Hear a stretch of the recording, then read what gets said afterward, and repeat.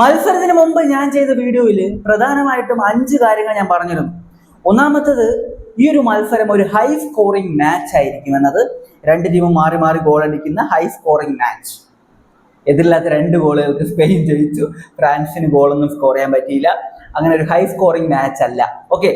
രണ്ടാമത്തെ കാര്യം എന്താ വെച്ച് കഴിഞ്ഞാൽ, മിഡ്ഫീൽഡിൽ ഒരു ആധിപത്യം എന്തായാലും സ്പെയിൻ പുലർത്തും എന്നത് പറഞ്ഞിരുന്നു.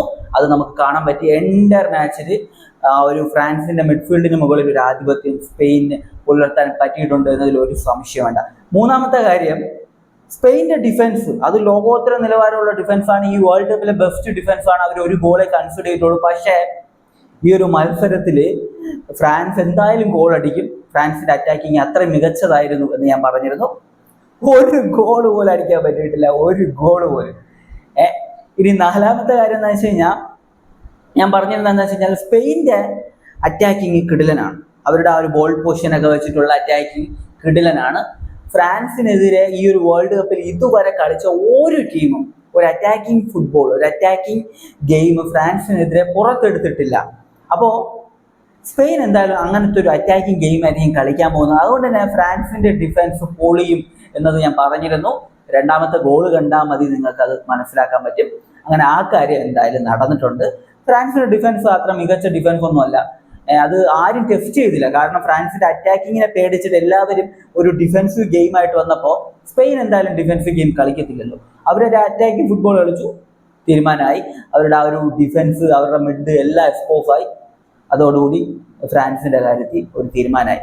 പിന്നെ അഞ്ചാമത്തെ ഞാൻ പറഞ്ഞിട്ടുള്ള ഒരു കാര്യം എന്ന് പറയുന്നത്, ഈ ഒരു മത്സരത്തിൽ ഈ ഒരു സ്പെയിൻ്റെ മിഡ്ഫീൽഡിൽ സ്പെയിൻ ഒരു ആധിപത്യം പുലർത്തി കഴിഞ്ഞാൽ, വലിയൊരു ആധിപത്യം പുലർത്തി കഴിഞ്ഞാൽ ഫ്രാൻസിനെ സംബന്ധിച്ച് ഗോൾ അടിക്കുക എന്ന് പറയുന്നത് പോയിട്ട് നല്ല ചാൻസസ് ക്രിയേറ്റ് ചെയ്യുക എന്ന് പറയുന്നത് വരെ നടക്കാനുള്ള സാധ്യത കുറവായിരിക്കുമെന്നത്.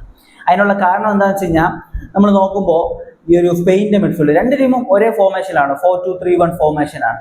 എന്നാൽ സ്പെയിൻ്റെ മിഡ്ഫീൽഡിൽ കളിക്കുന്ന 2 മിഡ്ഫീൽഡേഴ്സ്, ഒരാൾ റോഡ്രിയാണ്, പിന്നെ ഒരാൾ പെഡ്രി കളിക്കും, പിന്നെ ഫാബിയൻ റൂയിസ് കളിക്കും. ഈ മാച്ച് ഫാബിയൻ റൂയിസ് ആയിരുന്നു. അറ്റാക്കിംഗ് മിഡ്ഫീൽഡ് പൊസിഷനിൽ കളിക്കുന്നത് ഡാനി ഓൾമോ ആണ്. ഇവർ 3 പേര്, അതായത് ഈ 2 മിഡ്ഫീൽഡേഴ്സും പ്രോപ്പറായിട്ട് ആ ഒരു മിഡ്ഫീൽഡ് കവർ ചെയ്യും. ഒരാൾ ഡിഫൻസീവ് മിഡ് റോള് ചെയ്യും, ഒരാൾ സെൻറ്റർ മിഡ് കയറി ഇറങ്ങി കളിക്കും, ഒരാൾ അറ്റാക്കിംഗ് മിഡിൽ പോവുമെങ്കിൽ പോലും നേരെ വന്നിട്ട് കീപ്പറിൻ്റെ അടുത്ത് നിന്ന് വരെ ബോൾ വാങ്ങിച്ച് കളിക്കാൻ ഡാനി ഓൾമോന് പറ്റും. ആൾക്ക് പറ്റും. അത് മറുഭാഗത്ത് എന്ന് പറഞ്ഞു കഴിഞ്ഞാൽ അങ്ങനത്തെ ഒരു അവസ്ഥയല്ല. അവിടെ 2 പേര് ചോമനി ഡിഫൻസീവായിട്ട് കളിക്കും, റാബിയോട്ട് അങ്ങോട്ടും ഇങ്ങോട്ടും കയറി ഇറങ്ങി കളിക്കും. പിന്നെ അവിടെ അറ്റാക്കിംഗ് മിഡായിട്ട് കളിക്കുന്നത് വിങ്ങിലൊക്കെ കൂടുതലായിട്ട് കളിച്ച് പരിചയപ്പെട്ടിട്ടുള്ള ഒലിസയാണ്. ഒലിസ് അവിടെ നന്നായിട്ട് കളിച്ചിട്ടുണ്ട്, 5 അസിസ്റ്റ് ഒക്കെ നൽകിയിട്ടുണ്ട്. പക്ഷേ ഒലിസ് കീപ്പറിൻ്റെ അടുത്ത് പോയിട്ട് ബോൾ വാങ്ങോ, അല്ലെങ്കിൽ ഡിഫൻസിലേക്ക് വന്ന് ബോൾ വാങ്ങോ? അങ്ങനെ വാങ്ങത്തില്ല. അപ്പോൾ അത് അവിടെ വീക്ക്നെസ് ഉണ്ടാക്കുമെന്ന് ഞാൻ പറഞ്ഞിരുന്നു. പക്ഷെ ഒലിസ് ഡിഫൻസിന്റെ അടുത്തൊക്കെ പോയി ബോൾ വാങ്ങിയിട്ടുണ്ടായിരുന്നു. ആള് വിങ്ങി കൂടെ ഒക്കെ പോയിട്ട് ഡിഫൻസിന്റെ കയ്യിൽ നിന്നൊക്കെ ബോൾ വാങ്ങാൻ നമ്മൾ കണ്ടു. നല്ല ഇറങ്ങിയൊക്കെ കളിച്ചിരുന്നു. പക്ഷെ ഒരു രീതിയിലും ഒരു ആധിപത്യം പുലർത്താൻ അവിടെ കഴിഞ്ഞിട്ടില്ല, ഒരു രീതിയിലും പറ്റിയിട്ടില്ല എന്ന് വേണമെങ്കിൽ പറയേണ്ടി വരും. ബാക്കിയൊക്കെ ഓക്കെ ആയിരുന്നു. അറ്റാക്കിംഗ് ബേസ് നോക്കിക്കഴിഞ്ഞാൽ 2 ടീമും 10 വീതം ഷൂട്ട്, 3 ഓൺ ടാർഗറ്റിലേക്ക് ഫ്രാൻസിന് എത്തിക്കാൻ പറ്റി. ഇപ്പോൾ സ്പെയിൻ 2 ഓൺ ടാർഗറ്റിലേക്ക് എത്തിച്ചത്. പല ഷൂട്ടുകളും ഒരു ഗോളാകണം എന്നതിലുപരി ചുമ്മാ അടിക്കുക എന്ന ആ ഒരു മൈൻഡ് സെറ്റിൽ അടിച്ച പോലത്തെ ഷൂട്ടുകളായിട്ടാണ് എനിക്ക് തോന്നിയിട്ടുണ്ടായിരുന്നത്. പിന്നെ 8ഓളം കോർണേഴ്സ് ആയിരുന്നു ഈ മത്സരത്തിൽ ഫ്രാൻസിന് ലഭിച്ചിട്ടുണ്ടത്. അത് പ്രോപ്പറായിട്ട് ഉപയോഗിക്കാൻ പറ്റിയിട്ടില്ല. 7-8 കോർണർ ലഭിച്ചിട്ടുണ്ടായിരുന്നു. അത് പ്രോപ്പറായിട്ട് ഒരെണ്ണം പോലും അവർക്ക് യൂട്ടിലൈസ് ചെയ്യാൻ പറ്റില്ല. മറുഭാഗത്ത് 1 കോർണറാണ് ലഭിച്ചിട്ടുണ്ടായിരുന്നത്. അതായത് ഈ ഒരു മാച്ചിൽ ഫ്രാൻസിന്റെ ആ ഒരു എൻ്റയർ ടീമിൽ ഒരാൾക്ക് പോലും 7 റേറ്റിംഗ് ഇല്ല.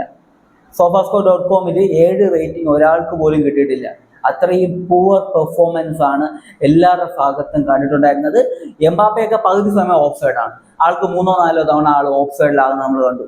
ഒരു പ്രോപ്പറായിട്ട് അവരിലേക്ക് ബോൾ എത്തുന്നില്ല. ഒന്നാമത്തത്, ബോൾ എത്തിയാൽ പോലും നന്നായിട്ട് അവർ ഡിഫെൻഡിങ് ചെയ്യുന്നുണ്ട്.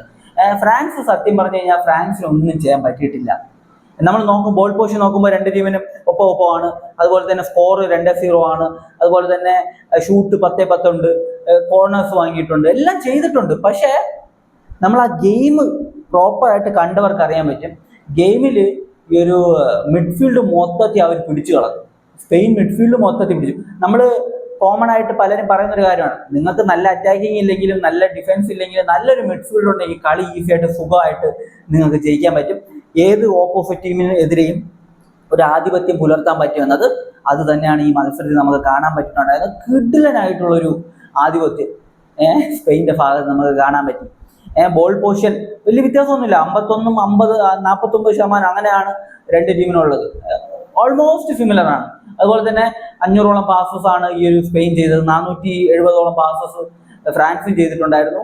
അങ്ങനെ എല്ലാ മേഖലയും നമ്മൾ നോക്കുമ്പോൾ വളരെ ഈക്വൽ ആയിട്ടാണ് പോകുന്നത്. പക്ഷേ അവിടെ ഒരു ആധിപത്യം പുലർത്തുക, അതായത് കണക്ട് ചെയ്ത് ഒരു മുന്നേറ്റം ബിൽഡ് ചെയ്യുക, അറ്റാക്കേഴ്സിലേക്ക് സ്ഥിരം പന്തുകൾ എത്തിക്കുക, ഇങ്ങനത്തെ കാര്യങ്ങളിലെല്ലാം ഫ്രാൻസിനൊന്നും ചെയ്യാൻ പറ്റിയില്ല എന്ന് വേണമെങ്കിൽ പറയേണ്ടി വരും. എന്തായാലും ഞാനൊരു ഗോൾ മഴയൊക്കെ വരുന്ന ടൈപ്പ് ഗെയിം അത് എക്സ്പെക്ട് ചെയ്തിട്ടാണ് ഈ കളി കണ്ടിട്ടുണ്ടായിരുന്നത്.